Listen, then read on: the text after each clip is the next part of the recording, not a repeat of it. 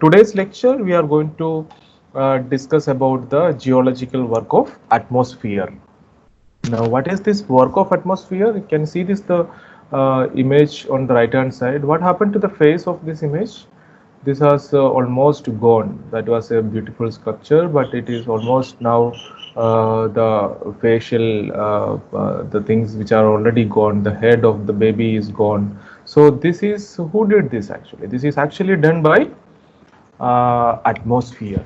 This atmosphere, its moisture, the chemical acidity, this all these things, the wind blowing on the atmosphere, all these processes are slowly doing the changes on this rocks which are existing on the surface of the earth. And these small processes will change the character of the rocks which are existing. So this may be a this sculpture may be a let us take it is a 50-year or 60-year-old sculpture what you are looking at right now, and you can see the changes which happen to the face or the sculpture. But then same time we can imagine, we have to imagine our surface of the earth. The earth came into existence around 4.5 billion years before, and all these rocks, the soils which are on the surface for all this long duration. Now this long duration of exposure to the atmosphere, our surface will be changing so much of its characteristics. So that characteristics which are changing on the surface of the earth, we can classify basically into two parts, or the processes can be classified into two parts. Number one, it is called a physical or a mechanical weathering process. And the second one, it is a chemical weathering process. So physical weathering and chemical weathering, these are the two processes our atmosphere does. Okay, so if you go into details of these two processes, a physical weathering, if you see, this is a natural process of in situ disintegration of rock into small fragments and particles through essentially physical process. So essentially physical process means when we break a rock using a hammer, what we are doing, it is a physical action. We are breaking the rock into two parts using a hammer. We apply force and mechanically we break it. So when the two rocks which are broken by this hammer, both of them will have same chemical composition, properties and everything, but these are become two rock types, two parts. Okay, so that kind of activity which our earth atmosphere naturally does, that we call it as a physical weathering process. And if you see, this is a rock part, and one portion of this rock part now it is detached from the main rock body. So this become a sediment. We call it as a sediment. Okay, so this detaching this sediment from this rock, if it is the process is by some physical or mechanical process, we call it as a physical weathering. And here what you see is a weathering process, and this is basically done by a wind action. What happens, the rock type which was in the bottom of the bottom of those rock earlier, before forming this, the structure was, this rock was something like this. It was above, and all this part was there were two layer of rocks, one in the upper one, and there is another second rock type. Now what happened, the wind or the processes of weathering continuously applying on these rocks, as a result it started cutting, and this rock is not eroded because of two reasons. One may be the stability of the rock, it may be a more compact and hard resistant rock, or the lower one may be a low resistance rock. And second one is that when the wind acting on this, the wind will have the abrasion process. If you remember that abrasion is the agent along with some grains. So these sediments which are suspension or in saltation, and this bottom part will be high. As a result, the abrasion process will be more in this part. So this eroded more. So this kind of structures which is common in wind-blown regions. So as a geologist, when we see that we see this is a resistant, the upper one is a resistant rock type and the lower one is a lower resisting rock type, and as a result this structure forms. Okay, so the processes which actually changes our earth surface by natural physical or mechanical mechanical actions, we call the process as a physical weathering processes. And these physical weathering processes produce number of landforms that we discuss later. Now, if you see that what are these different kind of physical processes?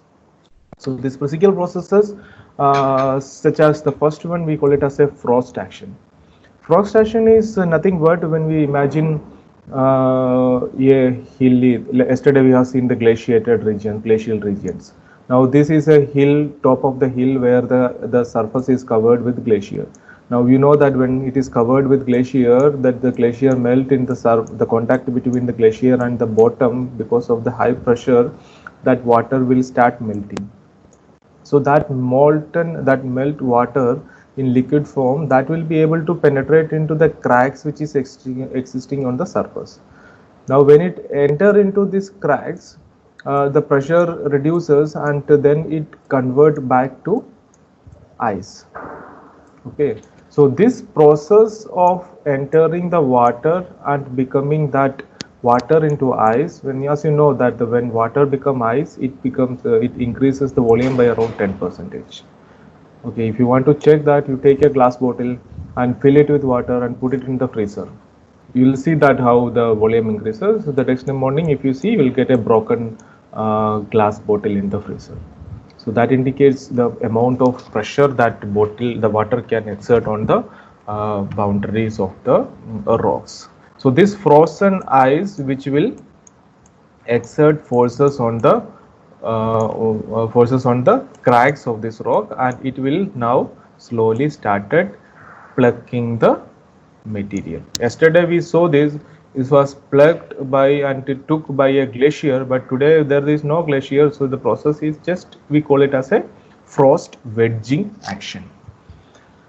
Okay, so frost wedging action is what? It is the process of plugging of small fragments of rock by water entering into the fractures and converting to ice and exerting pressure on the walls of the cracks, which in turn will remove small fragments of rocks from the surface. So that process we call it as a frost wedging action. Similarly, this frost wedging is by ice or water. Similarly, there is another process which is done by plants. Okay, so if you see this plant, this is a photograph I had taken from somewhere in this Godra region. This is granites what you see, and in between this granite there is a plant. The plant started growing, and you know that when the plant grows, it exerts pressure on the walls of this granite, and it further cracks. So the size of the crack increases, and it's further breaks the rocks. So this is some few examples what I am showing. So there are number of such examples where these activities of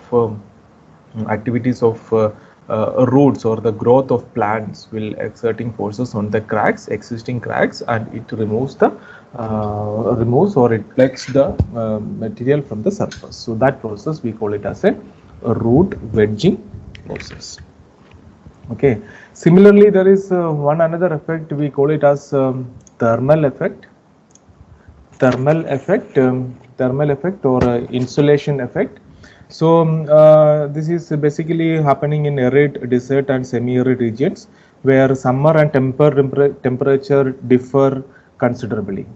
Okay, so what happens? The rock undergo physical disintegration by a phenomena related to temperature. So when the temperature increases and decreases, so the surface of the rock will slightly expand and contract. So this expansion and contraction of this surface layer, small layer of the surface of the rock.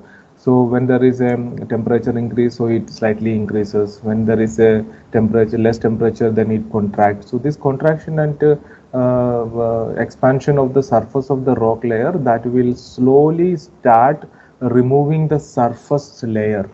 So if you see in this image, So one portion from this which has moved out. So this the outer layer of this rock which slowly removes.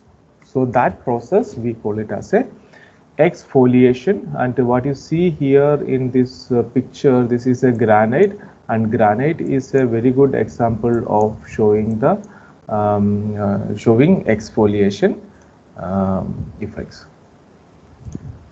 So this is a thermal effect, and similarly there is another effect, we call it as the unloading effect. So here in this picture, what you see here, this is a igneous rock. The term it is termed is a batholith. Batholith is a large body of igneous rock, and above that there is several kilometers of soil which is overlying this batholiths. Okay, so now if you this layer of soil which is on the top of this batholith is exerting a lot of pressure on this batholith. As a result, it remains there only. Now in any situation, any condition, if you start removing this soil from this part, okay, so what happens? This soil is removed, so there is a release of pressure. The pressure which was exerting on this batholith is now reduced. And when it reduces the pressure, then the rock which is below, this hard rock which is below, will start creating small fractures, or we call it as a joints or expansion joints, that is produced by the release of load from the surface of this batholith. Okay, so this process will produce weathering. Also the fragments will be now started losing out from the surface of this hard rock. Okay, so that process we call it as a unloading effect.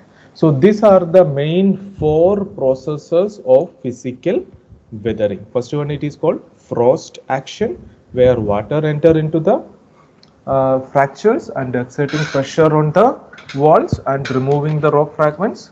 Root wedging, where instead of water, which is a root of a plant root which enter into the cracks and exerting pressure on the cracks and removing the particles. And thermal effects, which is rock expansion and contraction, which losing out the surface of the rock layer, surface layer of the rock, and that producing a small fragments. We call it as a thermal effect. And unloading is the effect where we remove the pressure from the load of soil from some area, so it releases the underlying hard rock, and which expansion causes the release of breaking of small fragments of rocks. We call it as a unloading effects.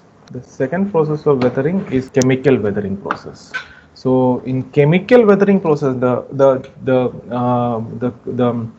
chemical composition of the material changes. In the physical weathering, we have seen when a root wedging or when a frost action which removes the material from the surface of the earth from through its cracks, it becomes the parent rock and the small fragment which are produced. Both will have the same chemical composition and the properties. If a granite is extracting or plucking by a root wedging action, so that small portion which is generated from granite will also have the same chemical, mineralogical and physical properties, same thing. But in the case of a chemical weathering, these activities are basically, this process of change on the surface of the rock is basically done by a chemical action. So the process of alteration of rock of the crust by chemical decomposition brought out by atmospheric gas and moisture is called a chemical weathering process. So if you see in chemical weathering, there are a number of processes. The first one, it is the solution activity. So in solution activity, there are some rocks which contains one or more minerals which are soluble in water in some extent, such as gypsum and calcite. Okay, so this gypsum and calcite will interact with the water, and that will become disintegrated, and that process which remove the material from the rock surface. So that is basically the water which the solution activity of the solvent action of the water which removes the rock from its surface. We call it as a solution process. So as you know that the pure water, if it is if it is not having any dissolved load in it, it is not a good solvent. But the natural processes which already gives dissolved materials in the water, so that will increase the effect of this solution activity of the water. The second process is called hydration and hydrolysis. So these are the two processes that indicate a direct attack of atmospheric moisture. Okay, so what happens? The individual mineral of a rock that ultimately having a structural setup, so it will be affected by the water molecules on the surface of the earth. So these water molecules which interact with the surface of the earth, and it produces a new product, and that process we call it as a hydration and hydrolysis process.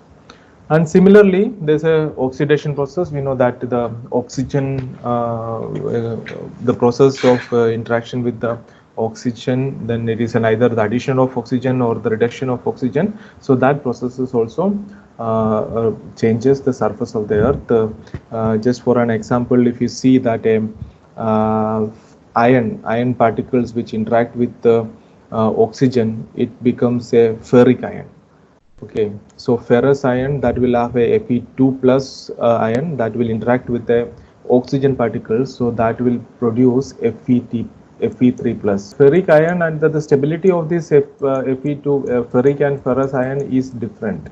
Okay, so as a result, the changes in the rock type will happen, and it will produce a new product, and that process is called a chemical weathering process.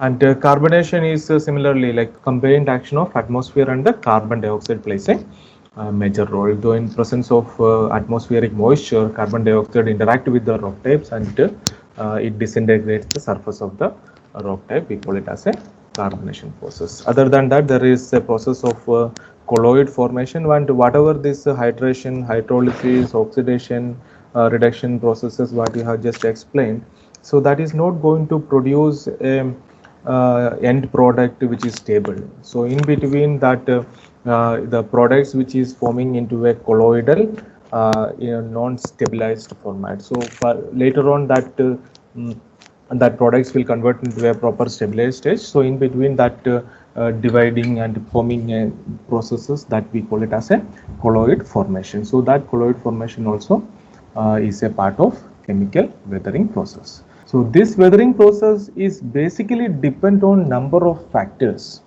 So that way there are number of different factors which controls the weathering processes, and what weathering process will be active in which part. Okay, so first one, it is the nature of the rock. Nature of the rock means the rocks are made up of chemicals. Like I have said an example of limestone. Limestone is made by calcium carbonate, is a readily soluble in water. So if water reacts with the calcium carbonate, if the water is having little of dissolved particles in it, and it will readily react with the calcium carbonate, and it will erode that calcium carbonate very immediately. Whereas these granites and sandstones which are produced, granite is an igneous rock and sandstone is a sedimentary rock, so that may have a great extent of stability. Okay, so that is different. So granite is, again, if you compare two rock types, is granite and the sandstone. Sandstone is basically made up of quartz. Quartz is the major constituent of sandstone, whereas granite, even if it is an igneous rock, it is having the percentage of feldspars which is chemically less stable. So as a result, the granite will show little more erosion or the weathering activity compared to sandstone in chemical point of view. But if the sandstone is a sedimentary rock which is not if it is not very compact and very consolidated, then the physical weathering strength of sandstone would be more compared to granite. So this all things plays a different role, where it depends on the chemical process, whether it depends on the physical process. So a nature of the rock type, that is what the main point. What kind of rock type? So some rock types are very easy to chemically erode, some rock types are very easy to physically erode. Best example, another example, if you must have studied in the school time onwards, the color of Taj Mahal, which is changing. And what is the reason for change of this color? Is a yellow color. White marble was the source or the material which used for the Taj Mahal, and the color of the Taj Mahal now it's changed to yellow. Why? Because of the chemical weathering process. And what is the reason? Because marble is made up of a rock which is made from calcium carbonate, that is limestone, and it metamorphosed to convert a marble. So calcium carbonate CoCO3 is the chemical composition of marble. Because it is metamorphosed and compact, the physical strength increases but the chemical stability reduces. And that is the reason it is readily reacting to any acidic environment, and the pollution increases in Delhi and Agra region. So the moisture and the chemical which is present in the atmosphere very easily interact with this calcium carbonate, and the color changes the surface of the marble. And this is the same reason, if you have seen the kitchen, we usually use a granite or dark granite for the kitchen slab. Okay, we rarely use, and if anybody is using, then that is I will say in geological point of view, it is a foolish thing to use marble in kitchen. Why? Because marble, as the same reason as I said, marble is the calcium carbonate, CaCO3, calcium carbonate. So calcium carbonate will readily react with any acids, and it will leach, it will become unstable. So calcium, for example, in kitchen you use number of vegetables and fruits which will have acidicity in nature. For example, lime.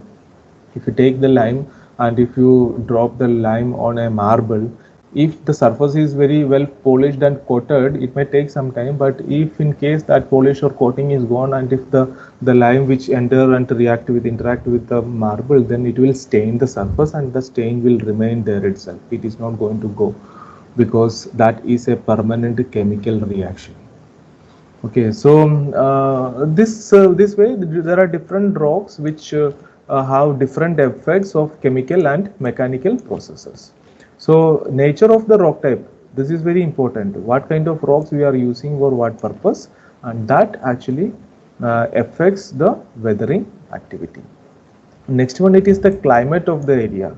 So cold and humid climate where both physical and mechanical chemical processes will be active, because it is hot and humid, water is also there.